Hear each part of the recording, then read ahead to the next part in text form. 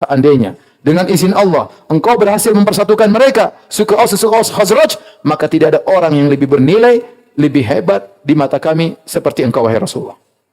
Mereka berharap dengan adanya Nabi kemudian akan terjadi persatuan. Baik. Di antara juga kisah tentang Islamnya Iyas bin Mu'adz. Iyas bin Mu'adz datang, ya, dia seorang anak muda, datang dari Yathrib, dari Madinah. Dulu Madinah namanya Yathrib. Sebelum Nabi berhijrah namanya apa? Yathrib. Dari Bani Abdul Ashhal, dia datang kota Mekah, ya, bersama dengan suku Aus. Mereka minta persekutuan dengan orang-orang Quraisy untuk melawan Khazraj. Jadi kaum Ansar itu terdiri atas dua suku, suku Al-Aus dan suku Al-Khazraj. Nah, suku Al-Aus dan suku Al-Khazraj ini nenek moyang mereka sama, namanya Qailah. Sehingga mereka disebut dengan Banu Qailah. Dua-duanya kembali kepada nenek yang sama, Qailah. Tetapi terjadi kesalahpahaman sehingga terjadi perang saudara. Selalu berperang antara suku Al-Aus dengan suku Al-Khazraj. Berperang terus. Sampai lebih dari 100 tahun mereka berperang. Akhirnya masing-masing mencari perlindungan. Suku Al-Khazraj minta perlindungan dengan orang Yahudi yang tinggal bersama mereka di Madinah. Suku Al-Aus minta perlindungan sama orang Quraisy. Minta perlindungan, persekutuan kepada orang-orang Quraisy. Maka mereka datang dari jauh-jauh dari kota Madinah dengan rombongannya. Mereka ingin minta bantuan dari suku Quraisy untuk melawan saudara mereka sendiri suku Khazraj. Maka mereka pun mampir di rumahnya Utbah bin Rabi'ah, salah seorang kafir Quraisy, pembesar Quraisy. Maka dia pun muliakan mereka, ya. Kemudian mereka mohon kepada orang Quraisy agar membantu mereka untuk melawan suku Al-Khazraj. Nabi SAW mendengar kedatangan orang-orang Al-Aus ini ke kota Mekah. Maka Nabi pun datang kepada mereka. Kemudian Nabi duduk bersama mereka. Ya, kemudian Nabi berkata kepada mereka, "Hal lakum fi khairin mimma ji'tum lahu?" Maukah aku tawarkan kepada kalian sesuatu yang lebih baik daripada apa yang kalian cari di sini? Faqalu lahu, "Wa madza?" Apa itu yang lebih baik daripada tujuan kami ke sini? Qala, "Ana Rasulullah sallallahu alaihi wasallam ba'athani ilal ibad." Aku adalah utusan Allah. Allah utus aku kepada hamba-hambanya. Ad'uhum ila an ya'budullaha wa la yusyriku bihi syai'an. Nabi langsung kontan, tidak lama-lama, langsung masalah tauhidnya. Tidak pakai mukadimah karena pertemuan mereka cuma sebentar, ya. Mau nunggu ngobrol-ngobrol dulu, keburu pulang, ya. Kepulang syirik nanti repot. Nabi langsung to the point. Aku utusan Allah, Allah mengirimku kepada hamba-hambanya. Aku menyuruh mereka agar menyembah Allah semata dan tidak berbuat syirik sama sekali. Wa anzala alayyal kitab, Allah turunkan kepadaku Alkitab. Kemudian Nabi sebut tentang Islam. Nabi bacakan Al-Quran kepada mereka. Kemudian Iyas bin Mu'adz yang masih muda yang hadir di antara rombongan suku Al-Aus, beliau berkata, "Ei kaum, hadza wallahi khairun mimma ji'tum lahu." Benar yang dibawa oleh orang ini lebih baik daripada apa yang kita cari. Fa akhadha Abul Haisar wa ismu Anas bin Rafi' hafnatan min turab al-batha fa daraba biha wajah Iyas bin Mu'adz.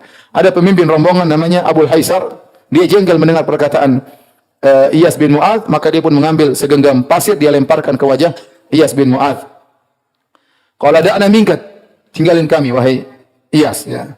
Sungguh kita datang ke sini bukan untuk orang ini. Kita datang di sini untuk minta bantuan kepada orang-orang Quraisy. Kalau kita ngikuti orang ini, lebih parah. Tadinya kita ngajak Quraisy bantu kita ngelawan Khazraj, kalau kita ngikut orang ini kita musuhan sama Quraisy sama musuhan sama Khazraj. Ente ini gimana sih? Ini bikin masalah orang ini. Tahu enggak kalau kita ikut dia, tadinya Quraisy jadi musuh kita, tadinya jadi teman kita, sekarang jadi apa? Musuh kita. Ya. Waktu mereka lagi ribut-ribut, Iyas hanya diam saja, Rasulullah SAW pergi. Rasulullah SAW pergi, mereka ribut sendiri. Wa ansarafu ilal Madinah. Tapi rupanya Iyas bin Mu'adz masuk. Dakwah Nabi masuk ke hatinya. Ya. Ini kata para ulama, ada kondisi di mana kita harus to the point, tidak usah tunggu lama-lama. Seperti kondisi seperti ini, mau nunggu lama-lama, kita ketemu orang misalnya di pesawat. Udah ngobrol langsung masalah tahu, jangan ngomong macam-macam. Nanti di mana rumah, di mana, keburu dia sudah enggak ketemu lagi. Udah bismillah ketemu lagi. Ada kawan saya begitu dia cerita, saya kalau ketemu orang di mobil, dia bukan orang Islam, saya langsung bicara masalah tauhid. Pak orang apa? Pak ini langsung dia tembak. Siapa tahu pulang kena syubhat kan? Benar juga. Pokoknya tembak langsung. Karena nggak ada kesempatan lagi kedua kali. Hidayah di tangan Allah. Kita hanya badrul sabab. Kita hanya sampaikan sebab. Masalah dapat tidak atau tidak, urusan Allah Subhanahu wa Ta'ala.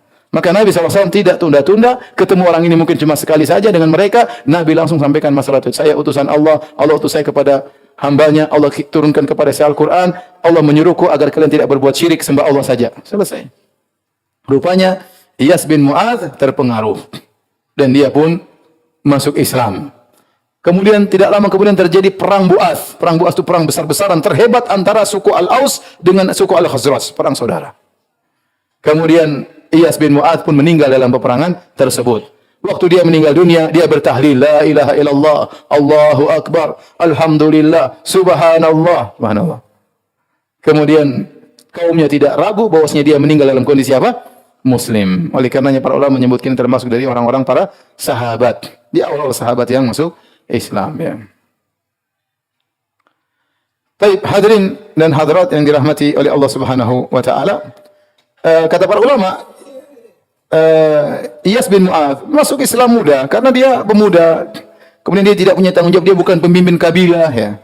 Beda dengan Abu Haisar tadi yang ambil pasir lempar ke wajahnya. Dia susah masuk Islam. Dia pimpinan kabilah, kemudian dia punya tanggung jawab. Kalau dia masuk Islam nanti orang pada ribut. Terlalu banyak pertimbangan untuk bisa masuk Islam. Adapun Iyas bin Mu'adz sudah dia masuk Islam sudah, dia sendirian, jadi enggak ada masalah, ya.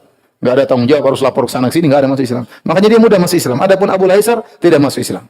Entah gimana nasibnya tidak disebut lagi, mungkin dia meninggal setelah itu. Abu Haisar tadi yang tadi melemparkan pasir ke wajah Iyas bin Mu'adz radhiyallahu taala anhu. Kan terkadang seorang masuk Islam banyak pertimbangan duniawi yang dia pikirkan. Ya, banyak pertimbangan dunia. Masuk Islam, aduh repot. Banyak orang masuk Islam, dia tahu Islam itu benar, dia tidak masuk Islam. Kenapa? Aduh, kalau saya masuk Islam nanti enggak boleh minum khamr lagi, enggak boleh berzina lagi. Aduh, repot masuk Islam. Sunat lagi, aduh bukan.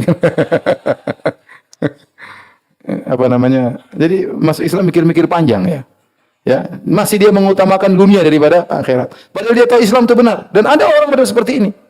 Kalau saya masuk Islam, bagaimana keluarga saya? Saya akan diusir oleh keluarga saya, sehingga menghalangi dia untuk masuk Islam. Terlalu banyak pertimbangan. Dan tidak ada uzur bagi dia kalau sudah seperti dia sudah tahu Islam benar, dia tidak masuk, tidak ada uzur baginya. Nah, kalau orang masuk Islam, kita langsung sambut orang tersebut, ya. Risikonya belakangan. Pokoknya dia masuk Islam dulu. Nanti diusir oleh kaumnya, itu belakangan. Harus kita ayomi, ya. Ada sebagian ikhwan yang memang mengayomi orang-orang seperti ini, ya.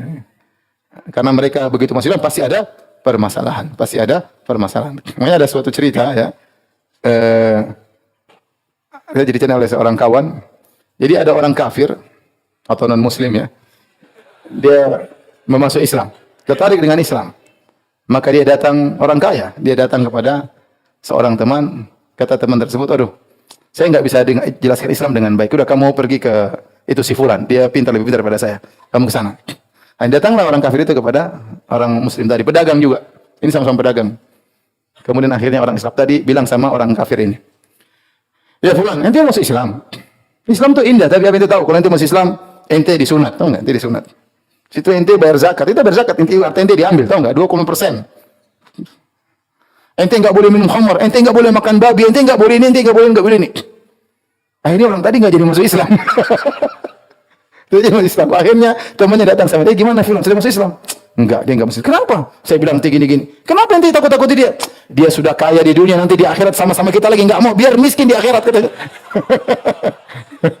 Enak aja sudah kaya di dunia, di akhirat mau jadi orang kaya kayak kita, enggak, biar dia masuk neraka. Ini enggak boleh seperti ini. Ini haram. Jadi dia memikul dosa orang tersebut, ya. Saya kalau teman saya cerita ini benar Ustaz, terjadi Ustaz dia cerita, ya. Tapi jadi kalau kita masuk Islam, sampaikan aja, jangan bikin takut-takut sama orang. Sampaikan indahnya Islam. Nabi tidak bilang nanti kalau kamu masuk Islam begini, enggak ada. Nabi bilang Islam itu indah, Islam itu kebahagiaan, Islam itu gini. Ini masuk Islam, insya Allah sudah dapat hidayah, mau disunat, mau diapain, mudah insya Allah. Yang penting dia masuk Islam dulu, dekati dia, jadikan teman, kemudian dakwahi dia. Baru nanti dia pikir masalah belakangan. Jangan ditakut-takuti sejak awal. Ya. Baik. Yaumul Bu'ats adalah perang besar-besaran yang terjadi menjelang Nabi SAW berhijrah. Ada yang mengatakan 5 tahun sebelum Nabi berhijrah terjadi perang Bu'ats. Perang Bu'ats ini memang muqaddimah yang Allah berikan kepada Nabi SAW. Al-Imam Al-Bukhari meriwayatkan dalam sahihnya dari Aisyah radhiyallahu ta'ala anha qalat. Beliau berkata, "Kana yaumu Bu'atsin yauman qaddamahu Allah li rasulih."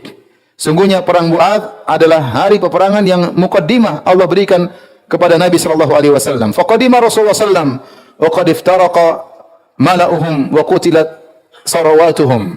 Nabi datang kepada mereka berhijrah dalam kondisi mereka sudah tidak kuat lagi, dalam kondisi pembesar-pembesar mereka sudah tewas wajurihu dan terluka, sehingga ini memudahkan mereka untuk masuk Islam. Bu'ats adalah suatu makanan, suatu tempat yang ada di semacam hisan, semacam benteng Ada yang mengatakan adalah mazra'ah, yaitu semacam kebun yang letaknya dekat kampung Bani Quraidah. Kira-kira 1,5 kilo atau 2 kilo atau berapa kilo dari di daerah kiblat, kiblat dari Masjid Nabawi. Di situlah terjadi peperangan besar-besaran antara suku Al-Aus dan suku Khazraj. Dan perang besar-besaran tersebut mengakibatkan pimpinan-pimpinan mereka pada tewas seluruhnya. Suku Al-Aus dipimpin oleh Hudzair, bapaknya Usaid bin Hudzair radhiyallahu anhu. Kemudian suku Al-Khazraj dipimpin oleh Amr bin Nu'man Al-Bayadhi. Kemudian terjadi peperangan, ya. Pertama, kemenangan dipegang oleh suku Khazraj. Kemudian Hudzair, pimpinan suku Aus, mengkokohkan pasukannya, akhirnya terbalik, Aus yang menang. Dan Hudzair pun terluka. Adapun Amr bin Nu'man, pimpinan suku Khazraj, meninggal dunia dalam peperangan. Hudzair terluka, tatkala itu kemudian dia meninggal setelah terjadi peperangan. Sekitar 5 tahun sebelum hijrah, peperangan ini terjadi. Sehingga pembesar-pembesar yang ada di suku Aus Khazraj semuanya tewas. Semuanya tewas. Tinggal anak-anak muda. Umur 30-an, 34, 35, semua yang tua-tua semuanya sudah meninggal. 40 ke atas pada tewas semuanya. Tewas dalam peperangan tersebut. Dan ini ya memudahkan anak-anak muda untuk masuk Islam. Cuma tinggal satu senior yang masih hidup, satu ekor yang masih hidup, yaitu Abdullah bin Ubay bin Salul, pimpinan orang-orang munafik. Dia satu-satunya senior yang masih hidup dari suku Aus dan suku Khazraj. Yang lain semua sudah tewas. Makanya dia adalah penghalang utama dakwah Nabi di kota Madinah. Ketika semua senior-senior sudah tewas, artinya suku Aus dan Khazraj mereka sepakat mengangkat Abdullah bin Ubay bin Salul menjadi pemimpin mereka. Karena dia satu-satunya yang senior yang masih tersisa. Tinggal satu ekor ini aja. Dia yang harus diangkat menjadi pemimpin. Maka dia sudah senang bakalan diangkat menjadi pemimpin kota Madinah. Tiba-tiba Nabi datang berhijrah, semuanya masuk Islam, menjadikan Nabi sebagai pemimpin. Maka dia hasad. Dia hasad kepada Nabi SAW. Dia tidak mau masuk Islam. Tidak mau masuk Islam. Terus tidak mau masuk Islam. Sampai terjadi perang Badar pada tahun 2 Hijriah. Kemudian orang Quraisy terkalahkan. Maka dia pun takut. Akhirnya dia masuk Islam. Cuma KTP doang. Dia jadi orang apa? Munafik. Sampai tewas dalam kondisi apa? Munafik. Abdullah bin Ubay bin Salul. Ya. Baik. Bagaimana kisah awal masuknya kaum Ansar dalam Islam? Hadirin dan hadirat yang Allah Subhanahu wa taala. Nabi berdakwah, menawarkan Islam, menawarkan dirinya kepada kabilah-kabilah. Nabi dapati hati mereka tertutup seluruhnya. Tidak ada yang menerima. Tidak ada mereka tertutup. Ya, apalagi orang-orang Quraisy gencar mengatakan hati-hati, ini penyihir namanya Muhammad. Hati-hati jangan sampai sihir kami yang menimpa kami berpindah ke kampung kalian. Hati-hati. Semua orang takut dengar perkataan Rasulullah sallallahu alaihi wasallam. Begitu Nabi jalan semua tunjuk, ini orangnya, semua nunjuk Nabi. Semua nunjuk. Nabi kemana ditunjuk sama mereka, ini hati-hati, tukang sihir, ini orang gila ini. Majnun, sinting semuanya disebut. Dukun semuanya. Setiap ada orang datang dari jauh, semuanya datang orang-orang Quraisy ingatkan hati-hati. Bahkan di kampung mereka sudah ingatkan, saking Nabi terkenal ini, kalau ada orang dari jauh, orang kampung mereka ingat, hati-hati dengan Muhammad ya. Kamu sana jangan dengar perkataan apa? Muhammad. Ihdhar gulama Quraisyin la yaftinu. Hati-hatilah kau dengan pemuda Quraisy di sana, jangan sampai kau terfitnah di dalam agamamu. Tetapi Nabi SAW dalam kondisi yang berat dalam berdakwah, Nabi tidak pernah putus asa. Terus bersabar. Datang lagi. Tidak terima, tidak ada masalah. Nabi datang lagi ke bilang, tidak terima, tidak ada masalah. Nabi datang per orang, per son, per kelompok. Nabi datang terus. Bertahun-tahun Nabi lakukan demikian. Nabi bersabar. Dan belum ada orang yang terima. Sampai akhirnya pada tahun 11 kenabian. Tahun 11 kenabian. Nabi berhijrah tahun 13 kenabian. Nabi di Mekah berapa tahun? 13 tahun. Belum disebut tahun Hijriah, belum. Masih tahun apa? Kenabian. Nanti setelah Nabi berhijrah baru disebut tahun apa? Hijriah. Pada tahun 11 kenabian Rasulullah SAW berdakwah, ya. Meskipun kondisi semakin sulit, semakin sempit, diintimidasi orang Quraisy, kemudian tersebar isu-isu tentang Muhammad, kedusan-kedusan yang tersebar di sana sini, tetapi Nabi tidak putus asa, ya. Dan tatkala menjelang musim haji, Nabi berangkat siap berdakwah menemui kabilah-kabilah tersebut, siap untuk berdakwah meskipun Nabi tahu mereka tidak mau terima, tapi Nabi tidak peduli. Ya. Karena mereka dari kampung sudah diingatkan, jangan dengar-dengar siapa? Muhammad. Bayangkan dari kampung sudah diingatkan, hati-hati, jangan dengar orang itu. Kemudian Allah menghendaki kebaikan. Maka tatkala Rasulullah SAW lagi berdakwah di Mina, sampailah Nabi di Aqabah. Ya, Aqabah suatu agak gunung yang dekat di Mina, daerah Mina. Nabi bertemu dengan rahtan minal Khazraj. Nabi bertemu dengan sekelompok orang dari Al-Khazraj. Beberapa orang, ada yang bilang 6 orang, 7 orang, 8 orang ya. Allah menghendaki kebaikan lewat mereka. Nabi langsung sapa. Kata Nabi, "Man antum?" Siapa kalian? Kata mereka, "Nafar minal Khazraj." Kami sekelompok orang dari suku Al-Khazraj, dari Yathrib, dari kota Madinah. "Amin mawalil Yahud." Kalian bersekutu dengan Yahudi. Kan kita sudah bilang tadi, Aus dan Khazraj berperang. Aus bersekutu dengan apa? Quraisy. Khazraj bersekutu dengan apa? Yahudi. Kata Nabi, kalian bersekutu dengan Yahudi? Kata mereka, "Na'am." Berarti suku Khazraj ini sering gaul sama orang Yahudi. Sering gaul. Terkadang mereka bersekutu, namun kadang mereka bertengkar juga. Namanya beda suku. Kata Nabi, "Afala tajlisuna ukallimukum?" Mereka rupanya lagi berdiri. "Maukah kalian duduk sebentar, saya mau ngomong?" Kata mereka, "Bala, tidak ada masalah." Fajalasu ma'ahu. Mereka pun duduk bersama Rasulullah sallallahu alaihi wasallam. Fada'ahum ila Allah azza wa jalla wa arada alaihi al-Islam wa tala alaihimul Qur'an. Nabi tawarkan Islam kepada mereka. Nabi suruh mereka untuk mentauhidkan Allah. Nabi tawarkan tauhid kepada mereka. Nabi baca Al-Qur'an kepada mereka. Rupanya mereka baru dengar. Di antara hal yang memudahkan mereka masuk Islam, ya. Rupanya mereka tinggal bersama bertetangga dengan orang-orang Yahudi. Dan kita tahu suku Aus, suku Khazraj, mereka ahlu syirik, mereka penyembah berhala. Mereka menyembah berhala. Dan terkadang kalau terjadi permasalahan antara suku Aus dan Khazraj dengan suku Yahudi, orang Yahudi sering sesumbar.